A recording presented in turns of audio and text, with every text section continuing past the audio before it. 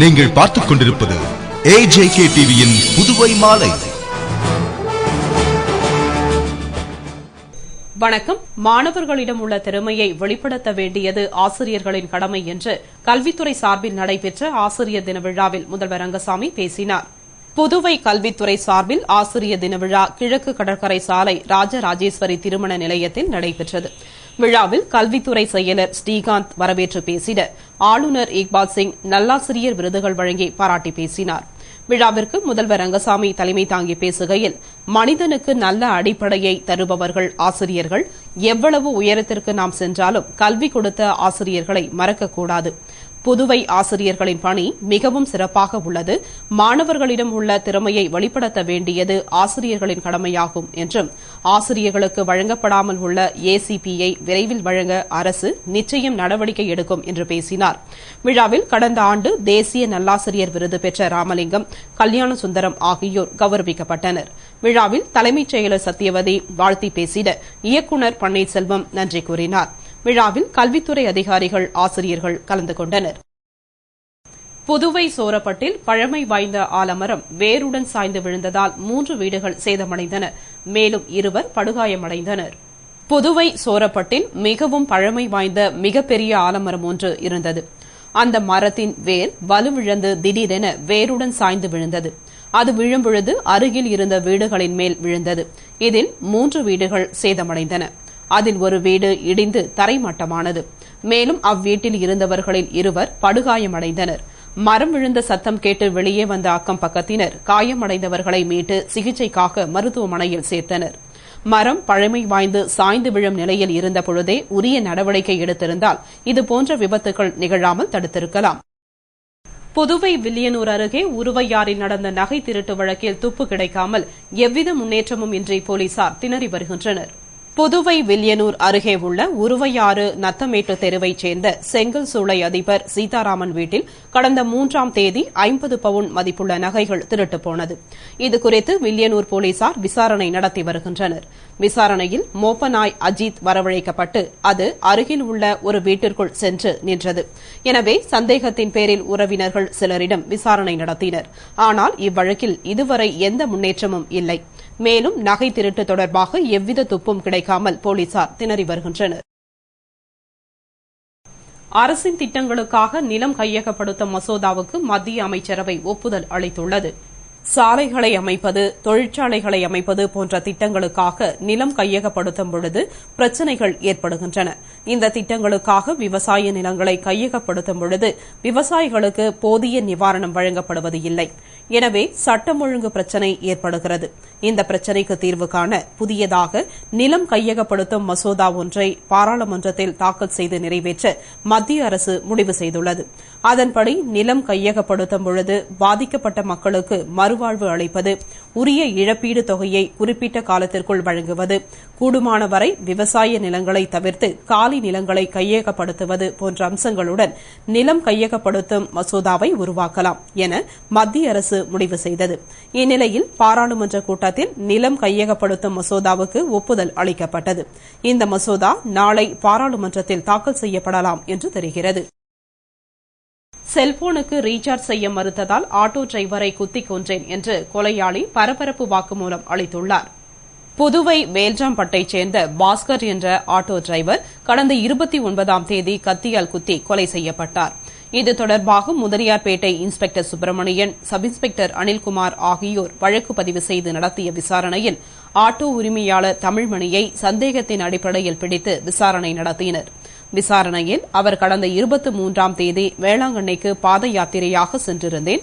அப்பொழுது என்னுடைய ஆட்டோவை பாஸ்கரிடம் வாடகைக்கு விட்டுச் சென்றேன்.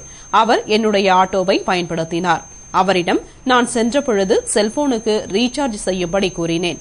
இதற்கு அவர் மறுத்ததால் ஆத்திரமடைந்த நான் திரும்பி வந்ததும் அவரை கத்தியால் குத்திக் கொன்றேன் என்று கூறினார். இதன் பிறகு அவரை கைது செய்து போலீசார் நீதிமன்றத்தில் ஆஜர்படுத்தினர்.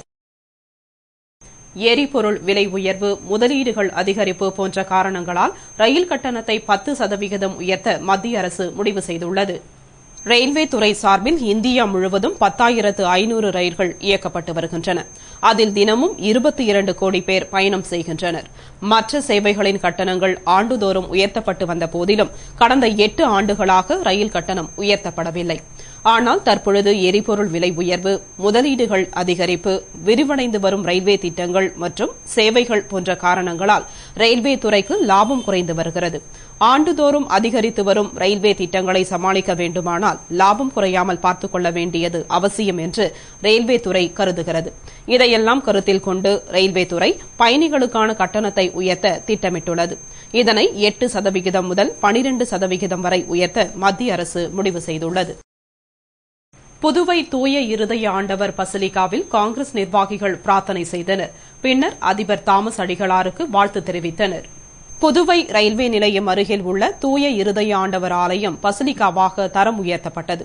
இதற்கான அறிவிப்பு மற்றும் அர்ப்பணிப்பு விழா வெகு சிறப்பாக நடைபெற்றது. புகழ்பெற்று புதுவைக்கு பெருமை சேர்த்த பசிலிகாவிற்கு மாநில காங்கிரஸ் தலைவர் ஏ.வி. சுப்பிரமணியன், கதிர்காமம் வட்டார காங்கிரஸ் தலைவர் ஏ.கே.டி. ஆறுமுகம், மகளிர் காங்கிரஸ் தலைவி விக்டோரியா உள்ளிட்ட காங்கிரஸ் நிர்வாகிகள் வருகை தந்தனர். பின்னர் பசிலிகா அதிபர் தாமஸ் அடிகளாருக்கு பொன்னாடை அணிவித்து கௌரவித்து பாராட்டு தெரிவித்தனர். அவர்களுக்கு இனிப்புகள் மற்றும் நினைவு பரிசினை தாமஸ் அடிகளார் வழங்கினார். பின்னர் அனைவரும் பிரார்த்தனை செய்தனர். நிகழ்ச்சியின் பொழுது அமலோற்பவம் மேல்நிலைப்பள்ளி தாளாளர் லூர்துசாமி மற்றும் பசிலிகா நிர்வாகிகள் பலர் உடனிருந்தனர். புதுவை காராமணிக்குப்பம் ஜீவானந்தம் அரசு மேல்நிலைப் பள்ளியில் நடைபெற்ற அறிவியல் கண்காட்சியை பள்ளி துணை முதல்வர் வெங்கடகிருஷ்ணன் துவக்கி வைத்தார். புதுவை காராமணிக்குப்பம் ஜீவானந்தம் அரசு மேல்நிலைப் பள்ளியில் ஆண்டுதோறும் அறிவியல் கண்காட்சி நடைபெறுவது வழக்கம். அதேபோல இந்த ஆண்டும் அறிவியல் கண்காட்சி நடைபெற்றது. பள்ளி துணை முதல்வர் வெங்கடகிருஷ்ணன் கண்காட்சியை துவக்கி வைத்தார். கண்காட்சியில் மேல்நிலை பிரிவில் 80 காட்சிப் பொருட்களும், உயர்நிலை பிரிவில் 107 காட்சிப் பொருட்களும், நடுநிலை பள்ளி பிரிவில் 53 காட்சிப் பொருட்களும் காட்சிக்காக வைக்கப்பட்டிருந்தன. இதன் நடுவர்களாக விரிவுரையாளர்கள் சர்ஜன், சந்திரசேகர், விஜயகுமாரி ஆகியோர் கலந்து கொண்டு காட்சிப் பொருட்களை தேர்வு செய்தனர். பின்னர் ஒவ்வொரு பிரிவுக்கும் முதல் 3 பரிசுகள் வழங்கப்பட்டன. மேலும் கண்காட்சியில் பங்கு பெற்ற 240 மாணவர்களுக்கும் ஆறுதல் பரிசும் சான்றிதழும் வழங்கப்பட்டது. கண்காட்சிக்கான ஏற்பாடுகளை பள்ளியின் அனைத்து ஆசிரியர்களும் செய்திருந்தனர். பேரறிவாளன், சாந்தன், முருகன் ஆகியோரின் தூக்கு தண்டனையை ஆயுள் தண்டனையாக குறைக்க கோரி மரண தண்டனை ஒழிப்பு இயக்கம் சார்பில் முதல்வர் ரங்கசாமியிடம் மனு அளிக்கப்பட்டது. பேரறிவாளன், முருகன், சாந்தன் ஆகியோரின் தூக்கு தண்டனையை ஆயுள் தண்டனையாக குறைத்திடவும், அப்பாவி பொதுமக்களை போர் மரபுகளை மீறி போர்க்குற்றம் புரிந்த இலங்கை அரசு மீது இந்திய அரசை பொருளாதார தடை விதிக்க கோரும் தீர்மானங்களை சட்டப்பேரவையில் கொண்டுவர வேண்டும் என்று வலியுறுத்தி புதுவை முதல்வர் திரு ரங்கசாமியிடம் மரண தண்டனை ஒழிப்பு இயக்கம் சார்பில் மனு அளிக்கப்பட்டது. அப்பொழுது விடுதலை சிறுத்தைகள் கட்சி பாவாணன், பகுஜன் சமாஜ் கட்சி சோமசுந்தரம், அகில இந்திய பார்வர்டு பிளாக் கட்சி முத்து, தேசியவாத காங்கிரஸ் கட்சி சுந்தரமூர்த்தி, மீனவர் விடுதலை வேங்கைகள் மங்கையர் செல்வன் உட்பட மரண தண்டனை ஒழிப்பு இயக்கத்தினர் பலர் முதல்வர் ரங்கசாமியிடம் கோரிக்கை மனு மீதான நடவடிக்கையை எடுக்க வேண்டும் என்று வலியுறுத்தினர். பேரறிவாளன், சாந்தன், முருகன் ஆகியோருடைய கருணை மனுவை ஜனாதிபதி அவர்கள் நிராகரித்து தொடர்ந்து தமிழகம் மற்றும் புதுச்சேரியில் உள்ள அனைத்து கட்சி மற்றும் இயக்கங்களினுடைய ஆர்ப்பரித்த ஆர்ப்பாட்டங்களின் எழுச்சியின் விளைவாக தமிழக சட்டப்பேரவையில் தமிழக முதல்வர் மாண்புமிகு ஜெயலலிதா அவர்கள் இன்றைக்கு ஒரு சிறப்பு வாய்ந்த தீர்மானத்தை நிறைவேற்றியிருக்கிறார்கள். இந்த 3 பேருக்கும் விதிக்கப்பட்டிருக்கிற மரண தண்டனையை ஆயுள் தண்டனையாக குறைக்க வேண்டும் என்றும், இலங்கையில் நடந்த யுத்தத்தில் அப்பாவி தமிழர்கள் படுகொலை செய்யப்பட்டதில் உலக அளவில் இருக்கக்கூடிய போர் மரபுகளை மீறி இருக்கக்கூடிய அரசாக ராஜபக்சே அரசு இருக்கிறது. எனவே அதுக்கான ஐநா பேரவையினுடைய ஆய்வுக்குழு ஆய்வு செய்து போர் குற்றம் நடந்திருப்பதாக அறிக்கை தாக்கல் செய்திருக்கிறார்கள். அதனால் அங்கு இருக்கக்கூடிய அப்பாவி பொதுமக்கள் பாதிக்கப்பட்டிருப்பதை தொடர்ந்து தமிழக சட்டப்பேரவையில் இலங்கை அரசு மீது இந்திய அரசு பொருளாதார தடை விதிக்க வேண்டும் என்கிற கோரிக்கையும் அங்கே தீர்மானமாக நிறைவேற்றப்பட்டிருக்கிறது. எனவே தமிழகத்தில் மாண்புமிகு தமிழக முதல்வர் அவர்களுடைய அமைச்சரவையில் 2 வரலாற்று சிறப்பு வாய்ந்த தீர்மானங்கள் நிறைவேற்றப்பட்டு தமிழர்களுக்கு ஒரு ஆற்றுப்படுத்துதலை ஏற்படுத்தியிருக்கிறது. அதுபோல் மாண்புமிகு புதுச்சேரி முதல்வர் அவர்களும் அந்த 2 வித தீர்மானத்தை புதுச்சேரி சட்டப்பேரவையிலும் நிறைவேற்ற வேண்டும் என்கிற கோரிக்கையை அனைத்து கட்சி மற்றும் இயக்கங்களுடைய ஒருங்கிணைப்பாக இருக்கிற மரண தண்டனை ஒழிப்பு இயக்கத்தின் சார்பில் நாங்கள் மனு கொடுத்திருக்கிறோம். மாண்புமிகு முதல்வர் அவர்கள் அதனை பரிசீலிப்பதாக வாக்குறுதியும் அளித்திருக்கிறார். இத்துடன் செய்திகள் நிறைவடைந்தன. வணக்கம்.